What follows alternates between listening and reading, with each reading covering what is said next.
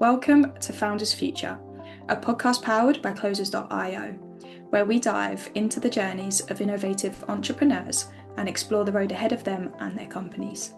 I'm your host, Olivia Salmons, and in each episode we'll uncover the stories behind impactful ventures, the challenges faced along the way, and the strategies driving their future growth. Today, I'm very excited to be joined by Dr. Tia Morris, the founder, therapist, and mental wellness coach at Purpose and Present Coaching, where she delivers board-certified mental health services and a licensed clinical social worker. With over 20 years of experience, she specializes in therapy for professional women, high achievers stressed internally despite external success, and both hearing and hard of deaf clients across Missouri, Texas, New York, Florida, and South Carolina. Dr. Tia, thank you so much. Welcome to Founders Future, and thank you so much for joining me here today. Thank you. Thank you so much for having me today. I really appreciate it. No, it's a pleasure to have you here, and I'm very much excited to dive in and learn a little bit more about your journey. So, Dr. Tia, with all of my guests, I do like to start at the beginning. So if you don't mind briefly taking me back to what it was you was doing before you started up Purpose and Presence Coaching, and then from there, what was the motivation behind it? Okay. So let's see. I would say when I started at the beginning, when I was a kid, I definitely knew I was one of those people that was going to grow up being in the helping profession. It was one of those things where people always came to me and asked me for advice, and so I was at one point I remember asking people, "What? There's something slapped across my forehead saying, come to Tia. She would be the safe person, the safe place for you to just share your life story with, and everything." And so I did realize very early on that I would be in the helping profession, and so that's what led me to being a social worker. And I want to also incorporate to that, or interject to that. I do have a hearing loss. I was born hearing, but lost my hearing at 6 months old. Did not find out and get diagnosed till I was 3 months old, 3 years old, and everything. And so that definitely played a role in terms of my identity. Having to move around the world as a person with a hearing loss, is a severe to profound hearing loss and everything, but also trying to figure out, okay, am I part of the deaf community or am I part of the hearing community? And it definitely led me to doing a lot of soul searching earlier than most people in my generation. And so again, that I think was another component that led me into social work for sure. Yeah. And so I got into social work. I went and got my undergrad in human community service and another one in religious study family ministry. So again, definitely people oriented. I decided not to go into religion and the church and to do social work. So I ended up getting my master's of social work and everything. And after that, started working on becoming licensed as a licensed clinical social worker. And so that was always my goal, to be a licensed clinical social worker, because I definitely knew I wanted to help other people and do that more in a therapeutic setting. However, I also know myself being a Gemini. I like to change and switch up some, and social work was one of those professions where I knew that I could keep my degree and do different types of social work throughout my career. And it didn't, that degree has not failed me yet. I can say I worked in nonprofit. I worked for the state of Missouri at one point. That's how I started my career, working for the state of Missouri. I did school social work, working for almost 8 years, working for deaf and hard of hearing students. So it was nice to be able to go back to the school district that I graduated from, and essentially give back to the deaf and hard of hearing youth. I worked for did military casework as a civilian.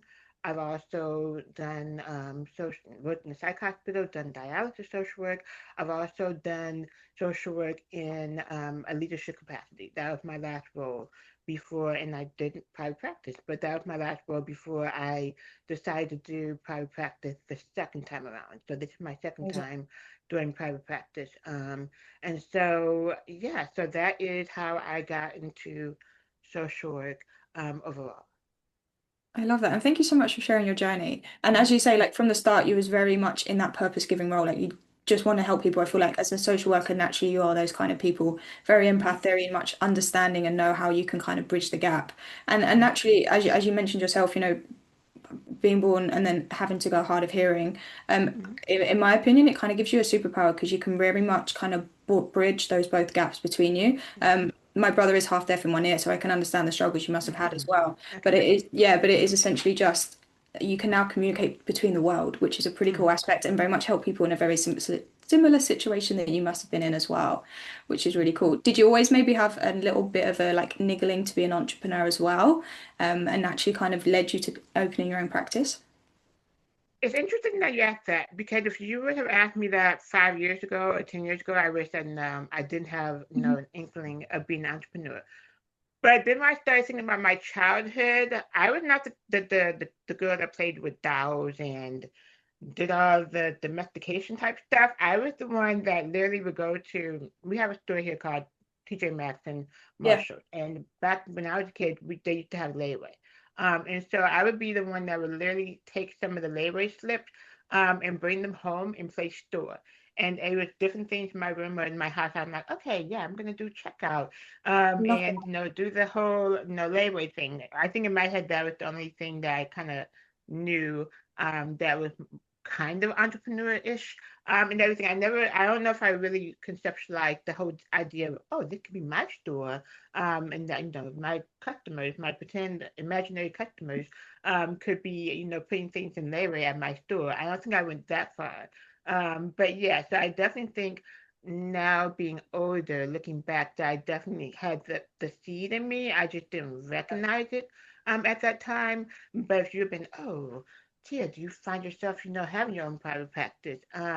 Even when I decided I want to be a therapist, I didn't necessarily think that I would be running my own business. Although once I got into learning about how other people ran their private practice, I was like, I think I just want to do it on my own and everything. And so that's how I kind of got into the whole yeah. entrepreneurship.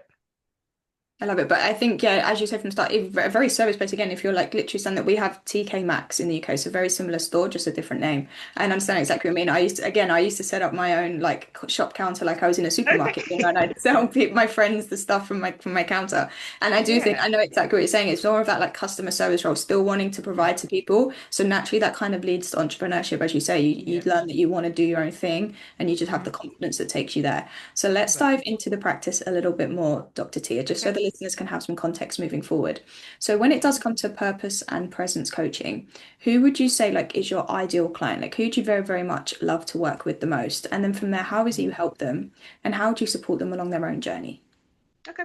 So I would say this. So with the perfect plus present coaching, that is separate from my therapy private practice. And so in terms of why I decided to do perfect plus present coaching at this time, it's because in working with my therapy clients, allowed them high achieving, high performing women.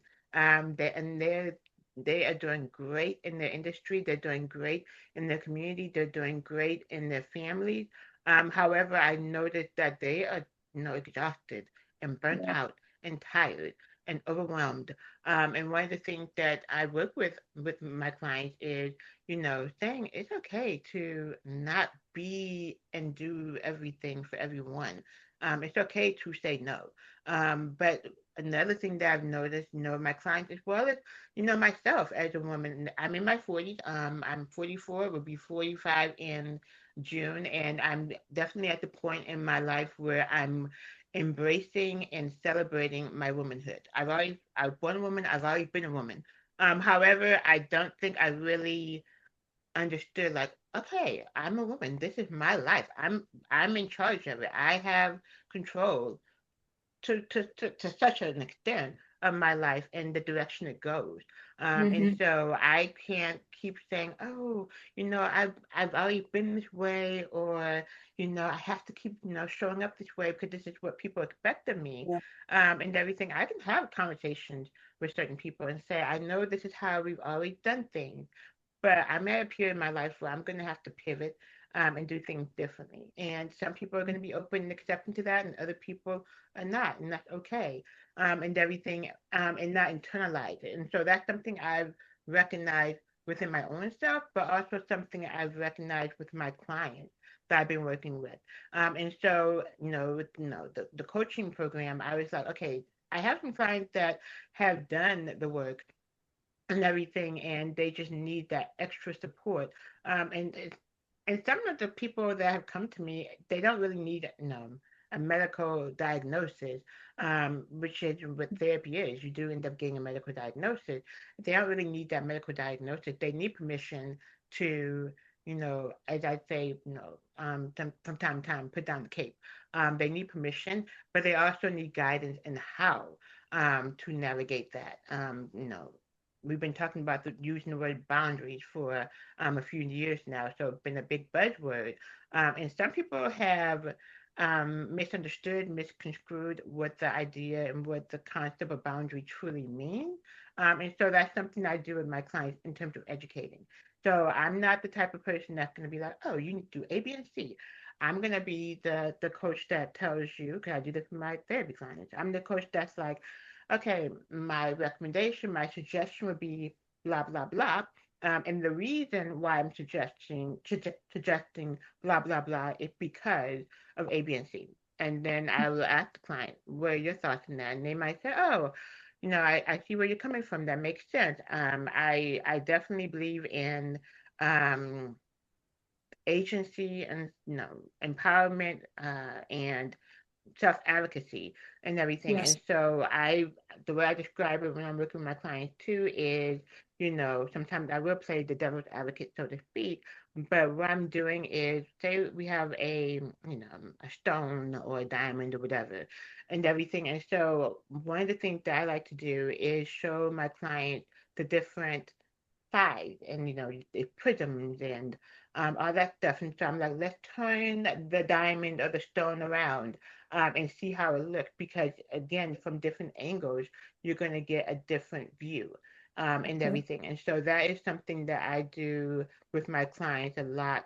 And they're like, ah, I have an aha moment and everything. And so another thing that I've come to recognize too in working with my clients and in terms of understanding what I offer and bring to my client when we have our time together is I'm intuitive and everything. And so that's not something you can be taught. That's not something you can learn being in school for, 4 years or 2 years or being licensed, going through the whole licensure process. That's just something that, you have or you don't have.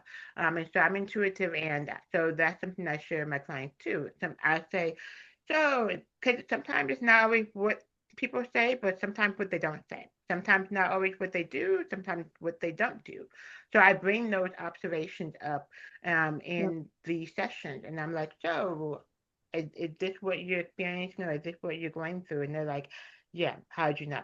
And I'm like, sometimes it just comes to me and everything. And so I definitely, support my client in working on understanding themselves, because that's another thing. I believe if you can understand yourself and have a deeper level of self-awareness, it doesn't matter what I say. What's going to matter is you understanding yourself well enough to know why you're making the choices and decisions you're making, or why you decided or realized at this time of your life, this period of your life, that, okay, what works for me in my 20s and my 30s isn't necessarily working for me right now in my 40s and 50s and possibly even my 60s.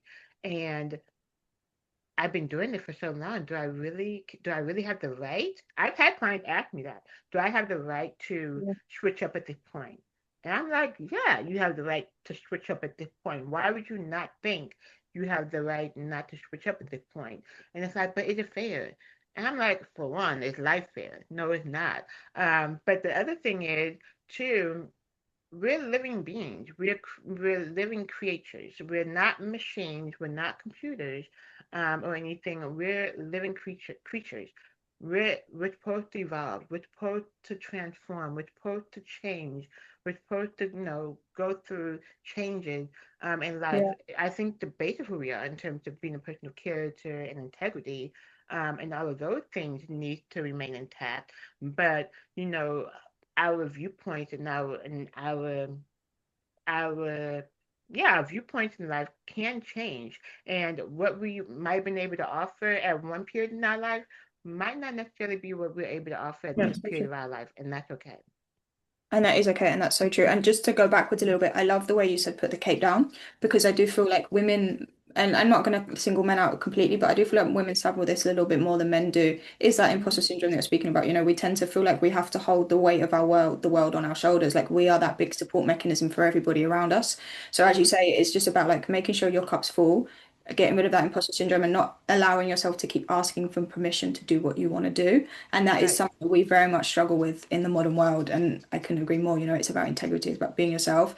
No matter what Mm-hmm. any coach says to you, you're having more self-awareness will not help you understand yourself, but even other Mm-hmm. people around you, which helps with better communication, better relationships, and just a better feeling overall. It's just moving Yeah. forward with life. And as you say, it's okay to change, it's okay to have transitions, just as Mm-hmm. long as you're okay and aligned with yourself. Yes. Naturally, everyone else should be as well. Um, Mm-hmm. and one thing I do really, I'm very curious to find out because naturally, when it comes to therapy and a lot of this deep inner work that you're talking about, it can be very hard to get your message across and out to people. So, how do you go about acquiring your customers and just finding those right people to work with? Like, what channels and methods are really working well for you at the moment? Okay. So right now, what I'm doing with the coaching aspect, therapy, I'm on directories. I have a website Love I've it. had for years, and everything. But with the coaching aspect, I just started this in October of 2025, so it's still relatively new. So with the coaching aspect, what I'm doing is getting on social media, which is not something I did a lot of before October, but I'm doing that. I have a VA, a virtual assistant that is making sure she keeps me focused on posting content and everything. She does the posting, but she's like, "Yeah, I need content. Give me the content." So I give her the content. So that's something I have going on right now. Another thing is doing interviews, like being on this podcast. So I'm putting myself outside my comfort zone because this is not Love it. something the OT would have done. And so being on podcasts and just putting myself out there and letting the world know. Yeah, letting the world know I'm here. And this is something, a service that I offer, and I'm wanting to work with them. So that is something I'm doing in terms of really being strategic and being intentional about the visibility aspect. And Beautiful. so the visibility and also strategically, like, okay, so once I get clients, and right now I'm doing one-on-one. Later on this year, I would like to actually start doing group coaching and develop a community, and have like-minded people be able to come together and offer peer support. But right now I want to do the one-on-one coaching and really offer customized boutique style coaching. So I'm not trying to really take a lot of coaching clients. I really Okay, want to have maybe on a monthly basis, I want to be able to have like 4 or 5 clients cool. that I get to know intimately, in terms of knowing their lifestyle, in terms of knowing what they're struggling with and what they really need help and support with, and be able to give them that customized one-on-one caring approach. So some people I know, some coaches like to have systems and you know programs and everything. I have a program in terms of when you can purchase, but in terms of like, okay, this is my line by line program. No, because my belief is that especially in this day and age, we all have different lifestyles, we all have different demands, we all have different responsibilities, and so if I were to create a program or a system or strategies, it might not necessarily work for my clients. And so that is why I'm like, tell me what your issues are, and I can customize. The way my mind works, I can find ways to customize. So Yeah. customization is not an issue for me. So I can customize how we can approach your specific issues head on, and everything. And I'm not, advocating for women to just abandon all their responsibilities and abandon their current life. That's another thing I've recognized over time, is that sometimes we tend to um, pathologize and make being high achieving or high performing a dysfunction or an issue. True. And Yeah. as I've gotten older, I don't think it has to be. I do think it needs to be a balance. Sometimes we Yeah. just do this whole all or nothing thing. I agree. But you find that balance and that's why I named my business Purpose Plus Present, because my ideal clients, you asked who my ideal clients were earlier. My ideal clients are the women in the C-suite. My ideal clients are business owners. My ideal clients are, those in leadership roles. My ideal clients are community leaders.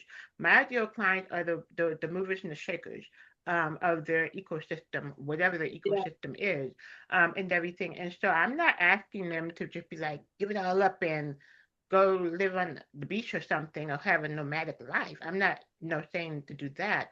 I'm saying to continue to live your purpose, but also while you're living your purpose, be able to be comfortable with being. Be able to say, you know what, I'm comfortable having a weekend where I don't have my schedule jam packed with social events and taking the kids there and doing this and doing that and doing this. I'm comfortable with allowing myself to be so Yeah. comfortable that I'm not feeling guilty right now while I'm, in this And moment that's, of relaxation, in this moment of just showing up for myself. I'm so busy showing up for other people that I neglect to show up for myself. But I can know, and it can be more than one weekend, and everything. It really just depends on your lifestyle. But just for context, and everything. That is what when I think about working with my ideal clients, my future clients for coaching, that is what I'm aiming for. So I'm not trying to be like we're going to completely change your whole life. No, what we're gonna do is look at your life right now and set and see what we can do to add place the purpose you got, but where can we add places, pockets in your life where you can allow yourself to be present? And no, I don't want to do it's just where you're doing these every quarter, you know, international trips. I want it to be something that is a part of your life and your lifestyle on a regular basis than spa or international trips. It can be moments of quietness and yeah. stillness and everything. So yeah, I'm gonna stop talking because now I know I No, probably went off on a tangent, but that is really my passion I love and it. everything that I want my clients to experience.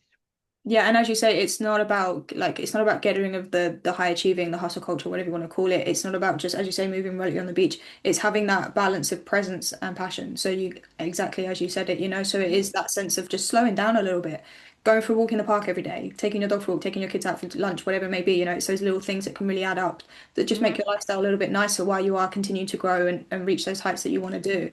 I love it Mm-hmm. a lot. And as you say, keeping yourself boutique, you can really meet them at their level. You can meet them where they're at and take it from there. I love Mm-hmm. the idea of a group and a community because I feel like it brings an essence of like camaraderie to any offer. You got a group of like-minded women, very similar situations, hopefully learning off each other, building relationships and friendships along the way, as well as having an Mm-hmm. amazing coach that can guide them through that. So it's a really cool aspect and some very Yes. exciting stuff on the horizon for you as well. And Dr. Tia, thank you so much for joining me today and for sharing your incredible journey and insight with us. Where can our Thank you so listeners much for having me. No, beautiful. And where can our listeners reach out to work with you or connect with you if they would like to do so?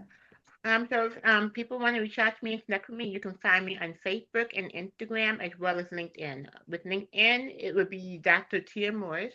On Facebook and Instagram, you will find me on Purpose Presence underscore coaching. That is where you'll find me on Instagram and Facebook. And then I do have a landing page at this time, and it is under my name, which not my name, but the business name, which is purposepresencecoaching.com. Lovely stuff. And Tia, Dr. Tia, thank you again for joining me. I really, really appreciate your time today. And to our listeners, if you enjoyed today's episode, please be sure to go and check out Dr. Tia Morris. As she said, drop her a message on LinkedIn or check out the coaching platform on Facebook and Instagram. Purpose and presence underscore coaching. Drop her a message. I'm sure she would love to hear from everybody. And do not forget to subscribe to Founders Future via wherever you listen to your favourite podcasts. And if you are a business owner, specifically a coach, consultant, or agency owner, and you're really looking to scale your business and you want to enhance your sales and marketing efforts, visit closers.io to hop on a call with one of our team and discover how we went from $0 to $30 million per year in less than 3 years. But until then, keep on climbing and we'll see you on the next one.